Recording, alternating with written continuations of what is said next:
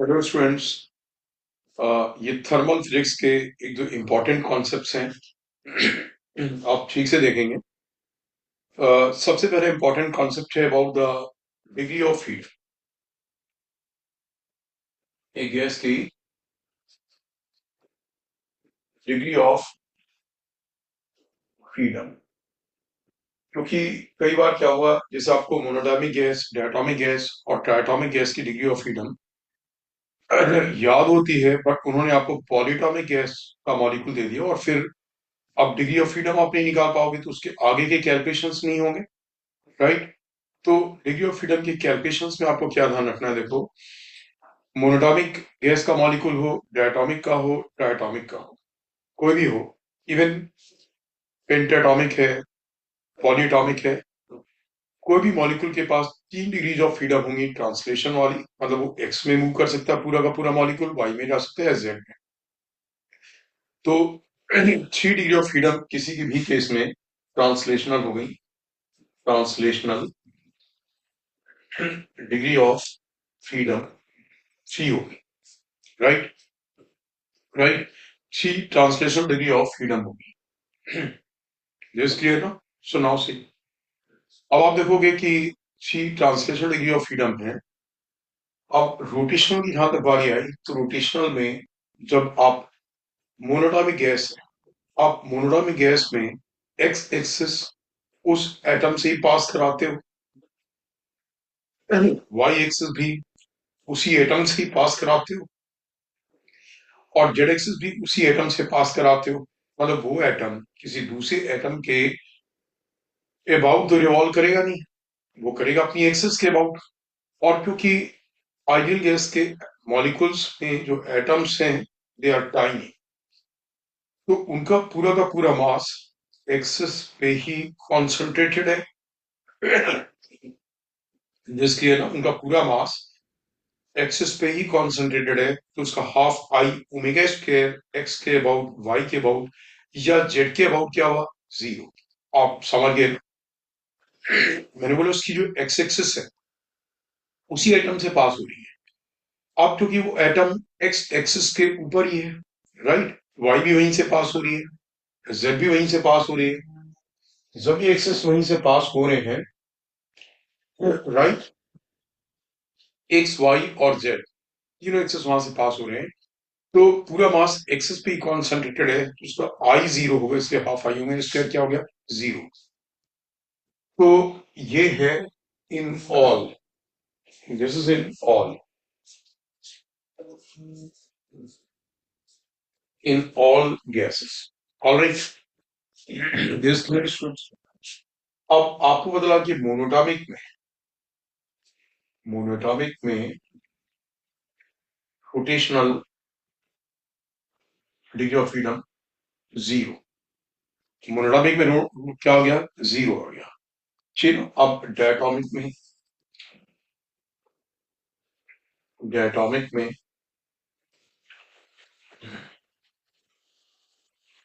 Rotational, इसमें 2 आएंगे। 2 कैसे आएंगे स्टूडेंट्स, आप ध्यान से देखोगे। 2 आने में, जैसे ऑक्सीजन का मॉलिक्यूल है,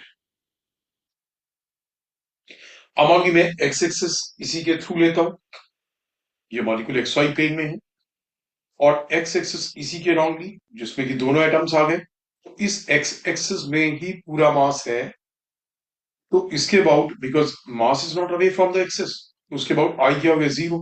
अब आप एक जो वाई एक्सिस लोगे इसके परपेंडिकुलर, और जो जेड एक्सिस लोगे इसके परपेंडिकुलर, उसके अबाउट क्या होगा, आई होगा, क्योंकि एक एटम उस उन एक्सिस से दूर है, तो उसका आई 0 नहीं होगा, तो हाफ आई ओमेगा स्क्वायर होगा, इसमें 2 रोटेशन डिग्री ऑफ फ्रीडम आ गई।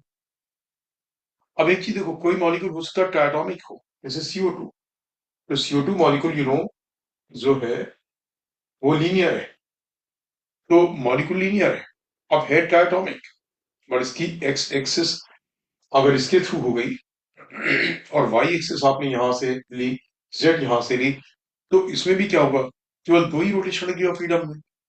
और इसी पॉइंट के लिए, इसी बात के लिए मैंने आपको ये सेशन लिया है कि होगा क्या, कि इसमें लीनियर है, जहां पे 3 डिग्री ऑफ फ्रीडम नहीं होंगी रोटेशन की, केवल क्या होंगी 2।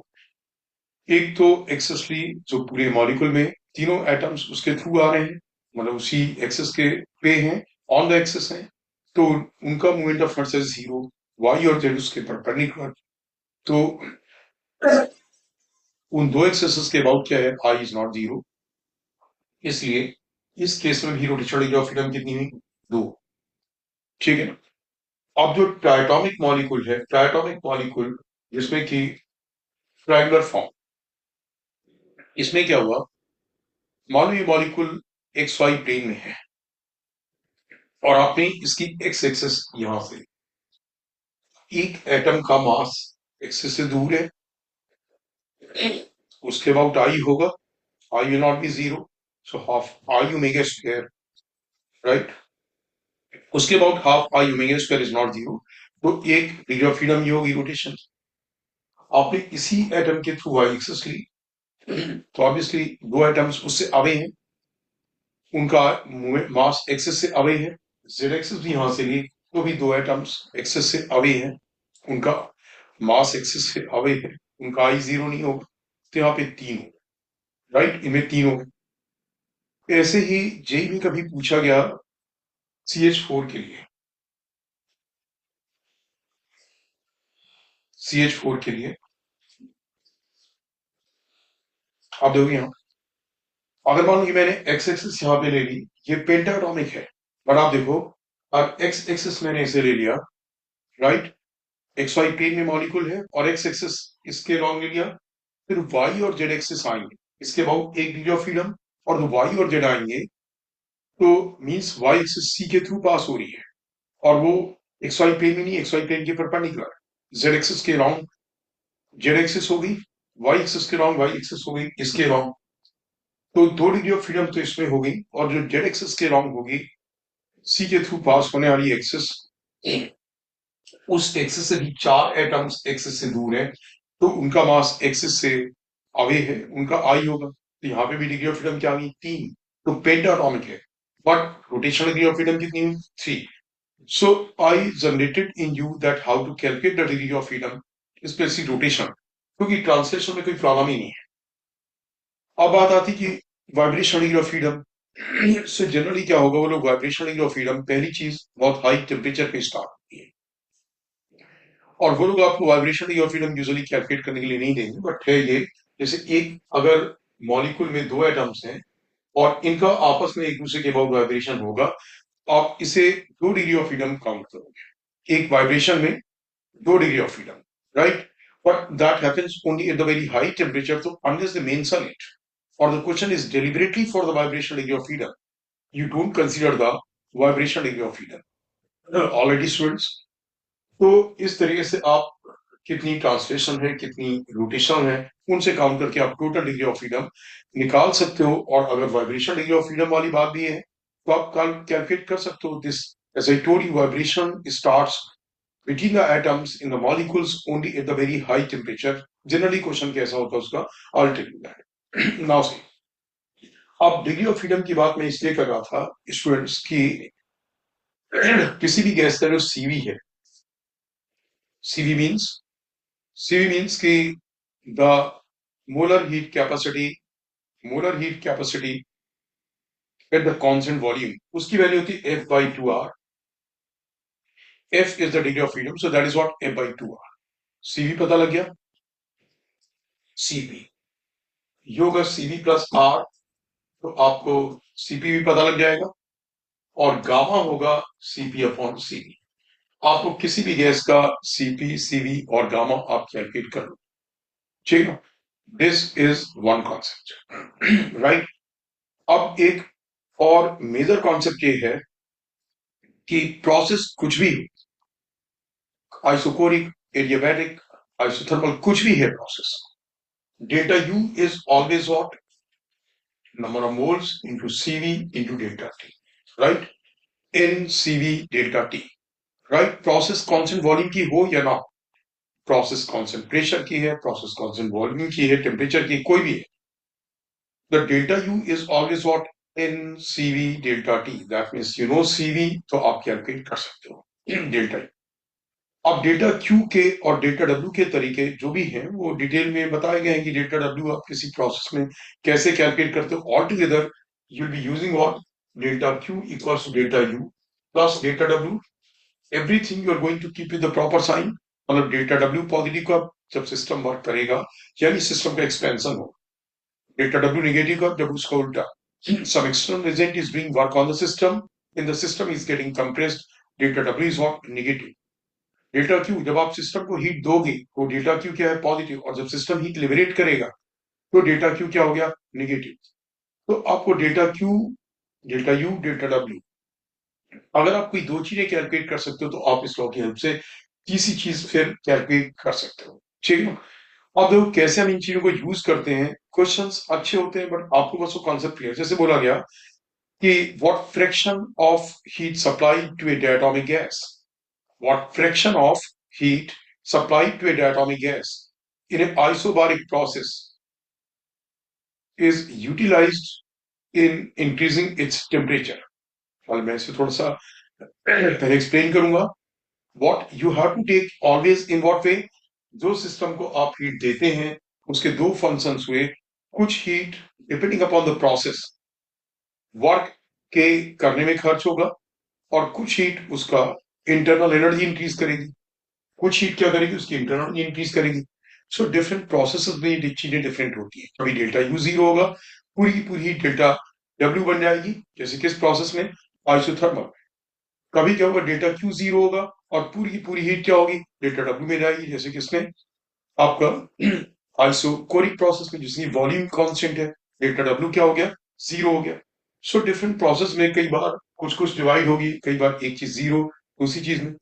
अब मैंने क्वेश्चन बोला कि in isobaric process for a diatomic gas, in an isobaric process for a diatomic gas, what fraction of heat supplied increases its temperature। तो आपको याद क्या होना चाहिए, टेम्परेचर बढ़ाने में जो हीट काम आती है उसका नाम क्या है, delta U, increase of internal energy. So that means आपसे पूछा गया delta U upon delta Q, delta U upon what, delta U upon delta Q, यही पूछा गया ना आपसे। What fraction of heat supplied increases its temperature, तो temperature बढ़ाने में जो हीट काम आती है वही तो डेल्टा यू है। अब delta U as I told you it's always NCV delta T, and delta Q क्योंकि आइसोबारिक प्रोसेस मैंने बोला, डायटोमिक गैस के लिए isobaric process, so that will be NCP delta T, N delta T gets cancelled, CV over CP. अब देखो diatomic gas के लिए आपको सीपी बाई सीवी की वैल्यू पता 7/5, सो इसका आंसर कितना आ गया, reciprocal of 7/5, 5/7, this is the answer. So I just wanted to tell you कि एक तो पहले डिग्री ऑफ फ्रीडम, फिर उसके through CU, CP, CV, CP और गामा का कैलकुलेशन, और कैसे आप फर्स्ट लॉ ऑफ थर्मोडाइनमिक्स में डिफरेंट पैरामीटर्स कैलकुलेट करते हो, डेल्टा क्यू और डेल्टा डब्ल्यू के कैलकुलेशंस ऑब्वियसली आपको वो बताए हैं मैंने, अलग अलग प्रोसेस के लिए आप किस तरीके से निकालते हो। ऑलराइट, अब एक चीज और बताऊंगा यहाँ पे कि पहले तो मैंने बोला कि vibration degree of freedom high temperature में स्टार्ट होती। मैं एग्जांपल देता हूँ, एग्जामिनर ने पहले क्वेश्चन कभी पूछा किस फॉर्मेट में, ध्यान से सुनो। उन्होंने बोला कि अगर हम ऑक्सीजन गैस का टेम्परेचर, ऑक्सीजन डायटोमिक गैस हो गई, राइट, ऑक्सीजन गैस का टेम्परेचर कांस्टेंट प्रेशर पे डेल्टा टी इंक्रीज करते हैं, 13 मोल्स का डेल्टा टी इंक्रीज करते हैं, राइट। टेम्परेचर की वैल्यू दे दी कि सॉरी, मान लो कि हम कांस्टेंट टेम्परेचर पे नहीं, हम ऑक्सीजन गैस का एक आइसोकोरिक प्रोसेस में हम टेम्परेचर इंक्रीज करते हैं, कांस्टेंट वॉल्यूम और टेम्परेचर इंक्रीज करते हैं ऑक्सीजन गैस के 13 मोल्स का, इतनी हीट लगती है, कुछ अमाउंट डेल्टा क्यू दे दिया, कुछ अमाउंट क्या दे दिया, डेल्टा क्यू, टेम्परेचर की वैल्यू भी दे दी, राइट। ये लो टेम्परेचर पे मतलब कोई 327 डिग्री सेंटीग्रेड से 427 डिग्री सेंटीग्रेड पे लेंगे, तो इतनी हीट लगी। अब आइसोकोरिक प्रोसेस है तो आप डेल्टा क्यू क्या लोगे, एनसीवी डेल्टा टी, राइट। अब उन्होंने आपसे बोला कि इसी गैस के इतने ही मोल्स का टेम्परेचर इंक्रीज करते हैं हम 100 डिग्री सेंटीग्रेड, 1000 डिग्री सेंटीग्रेड से 1100 डिग्री सेंटीग्रेड, और जो हमें हीट का अमाउंट देना पड़ा, सेम गैस, सेम मोल, सेम प्रोसेस, अब जो हमें हीट देनी पड़ी पहले डेल्टा क्यू थी, अब जो हीट देनी पड़ी delta Q dash, and delta Q dash they have given greater than delta Q, what could be the reason. अब सीवी किस पे डिपेंड करता है, डिग्री ऑफ फ्रीडम पे। अब अगर आपको ज्यादा हीट देनी पड़ी और आपने सीवी यूज करा, वो कुछ भी हो, इवन सीपी भी होगा तो सीपी भी तो सीवी पे डिपेंड करेगा। अगर मान लो आइसोबारिक प्रोसेस भी होती, कोई फर्क नहीं पड़ता है, राइट। तो अब ज्यादा हीट देनी पड़ी उसी गैस को उसी प्रोसेस में उतने ही मोल्स के लिए, इसका मतलब उसका सीवी इंक्रीज कर गया होगा। सीवी कैसे इंक्रीज करा होगा? डिग्री ऑफ फ्रीडम इंक्रीज कर गई होंगी। डिग्री ऑफ फ्रीडम कौन सी इंक्रीज कर गई होंगी? Vibrational. So this is how they use the vibrational degree of freedom. They can ask you the cause for it. So the cause for it was what? Is the temperature. The second process was at higher temperature. So the vibrational degree of freedom must have started, and that would have increased the value of CV. Hence the amount of heat needed is what? More. बच्चों एक चीज और आप देखेंगे कि mix gases के लिए, जैसे गैसेस के कुछ मोल्स को मिक्स कर दिया, तो अब सीवी मिक्स की वैल्यू होगी N1 CV1 plus N2 CV2 upon N1 plus N2. N1 plus N2. Right?